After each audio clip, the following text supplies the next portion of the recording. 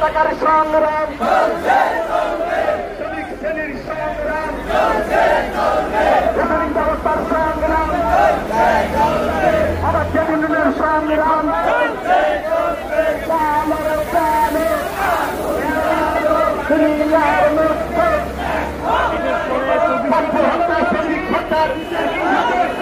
বিচার চাই, বিচার চাই।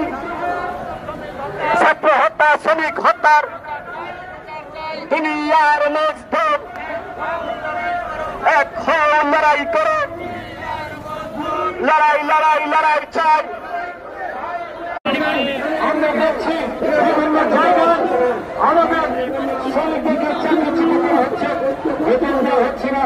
গতকাল গাজীপুরে অবরোধ কর্মসূচি পালিত হয়েছে, বিভিন্ন জায়গায় আন্দোলন করে প্রতিরোধ করতে হচ্ছে। এটি আমাদের বর্তমান সরকারের বক্তব্যের সাথে সামঞ্জস্যপূর্ণ নয়, কারণ এই সরকার রাষ্ট্র সংস্কারের কথা আপনারা বলছে, রাষ্ট্র সংস্কার তাদের দিয়ে করবে। এই সংস্কারের আপনারা দেখেছেন পত্রিকায় বর্ণনা আসছে, আজকেও একটা বর্ণনা আসছে আপনারা দেখেছেন। আমাদের রিক্সা শ্রমিকরা আপনারা জানেন এই সময় অকাতরে জীবন দিয়েছে। আমাদের রিক্সা শ্রমিক, ব্যাটারি রিক্সা, ইজি বাইক, সেগুলো আপনারা জানেন তারা অ্যাম্বুলেন্সের কাজ করেছে, সমস্ত হতাহতদেরকে হাসপাতালে নিয়ে এসছে।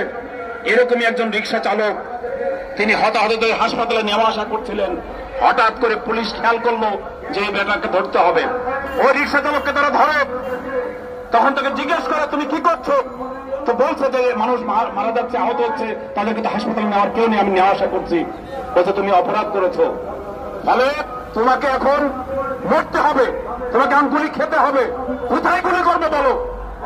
বন্ধুগণ, সেই রিক্সা শ্রমিক বলল আমার স্ত্রী অন্তঃসত্ত্বা, আমার একটি পরিবার আছে, দয়া করে আমাকে গুলি করবেন না।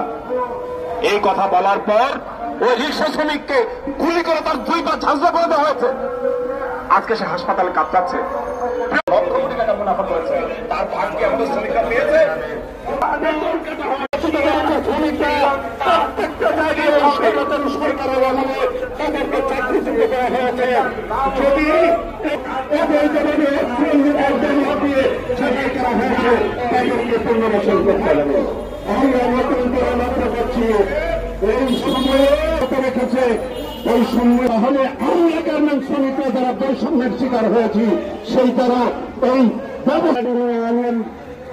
সদস্যে আমাদের শ্রমিকদেরকে এখনো প্রচুর পরিমাণে ছাঁটাই করা হচ্ছে। শুধু আমাদের সংগঠনের তথ্য দিয়ে আমি বলতে চাই, এই আন্দোলনের পরে